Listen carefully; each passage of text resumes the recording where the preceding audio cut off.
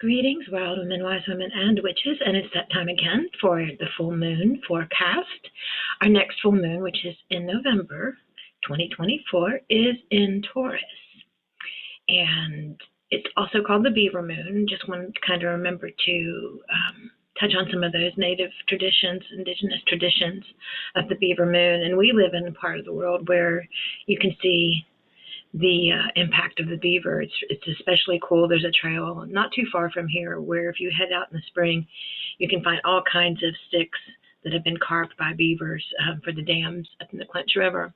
So beaver moon, really cool energy. They're industrious. They are obviously creative. They can also represent obstruction, which kind of brings us right into the full moon in Taurus. So let's talk a little bit about the energy of the Taurus. I have a sister that's a Taurus, and she's an absolute control freak. But I love her. You know why? Because she gets things done. The Taurus is persistent and consistent and resilient. And while stubbornness can be a negative attribute, it can also be a positive attribute when you need to stand your ground. And since this is, wild women, wise women, and witches, we can use the Taurus moon energy to really ground ourselves and to build up strength and endurance and resilience and persistence, because the climate for us has dramatically changed with the overturn of Roe v. Wade, and now with the president-elect and the continuous assault on our bodily autonomy and rights to control what happens to our body. So this would be a very powerful moon. You might even want to use even a red candle, but a really earthy colored candle. You can write on it. You can anoint it with specific oils that are for protection. Rosemary is one that comes to mind right away. And do a small rite where you charge the candle with the power to resist, the power to persist, and maybe get some relief and internal healing from all the trauma that women are especially facing right now. Maybe release some of that with the full moon in Taurus. And it's also important to remember as well that Taurus is also ruled by Venus, which makes it a very sensual sign. And again, in tandem with the fact that we need to be strong and powerful and persistent, we also need to embrace the sacredness of our sexuality, the rights to make our own personal sexual decisions, sexual choices, whether that's your orientation or whether that's just how you choose to live your life, whether you are polyamorous or monogamous.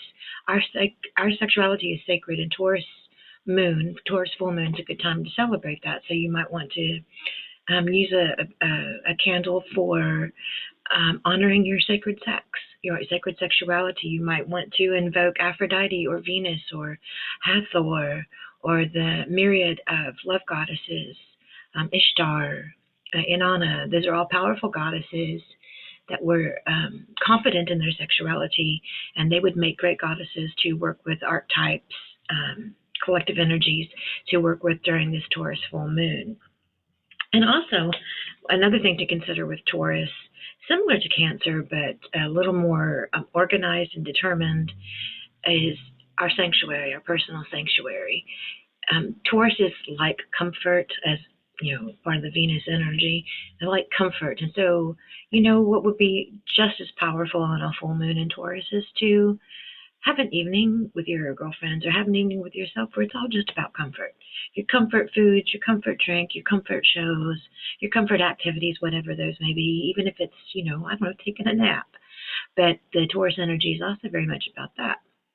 And to circle back, in astrology, in magical practice, we call the sign of Taurus cherubic. And you'll not see that as much in astrology, and I'm not exactly sure why that has changed so much. I've had people argue with me that I'm not supposed to be calling it cherubic, that it's just fixed. But in magical tradition, there are cherubic signs, and Taurus is one of them. And it's related to the vision of the Wheel of Ezekiel, where he saw 4 different things. He saw, the eagle, the bull, the lion, and the man. And Taurus is the bull. So Taurus can be a little bit like a bull in a china shop. They kind of come charging in. A lot of times they don't stop to consider any impact that they might have.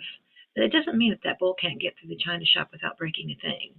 So just keep that in mind, kind of as a cone for this month as well with this Taurus energy. And if you are a Taurus or you're going to be around a lot of Taurus energy, remember to harness or think to harness that energy. Think to absorb some of that energy for your own strength, your own endurance, your own persistence, your own resilience, and seek out other women, because this is also a good time to build community of women. You know, Venus is also very feminine side. So let's build that community of women and stand strong over the next little bit. And I guess one last note is the Taurus moon here, I believe, is going to be about 4:30 on the 15th. I will be having a full moon right at 7:30 Eastern Standard Time. So if you'd like to participate in that, feel free to reach out to me, DM, or you can catch me on Instagram, on TikTok at Temple of Mott, Knoxville. YouTube has its own Wildwoman, WiseWoman, which is page, obviously. And just reach out. Wildwoman, WiseWoman, and witches at gmail.com is also an email you can use. Anyway, I hope you have a really blessed Taurus moon. I hope that it brings you strength and courage and endurance and an opportunity to honor your sacred sexuality, as well as find a little comfort in your day and maybe even have a little celebration with some other women. Have a blessed full moon.